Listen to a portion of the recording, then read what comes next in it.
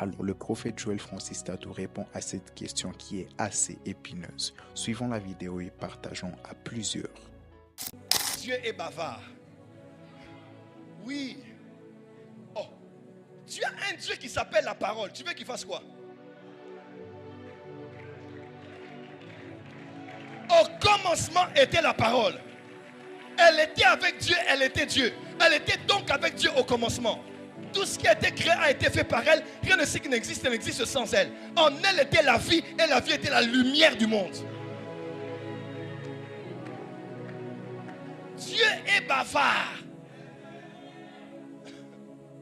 J'aime beaucoup ce que le prophète Babel Uriel disait ici. Il disait, dans tout ce que Dieu a créé, il y a un potentiel de sa divinité.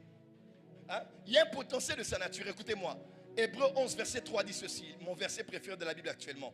C'est par la foi que nous reconnaissons que l'univers a été créé par la parole de Dieu. Quand tu regardes les beignets sont créés à partir de quoi? Quoi? Donc même si on met du fromage dessus, on met du Nutella dessus, on met de la mwamba dessus, de la pâte d'arachide, peu importe ce que tu vas goûter là, tu vas avoir à l'intérieur le goût de la farine.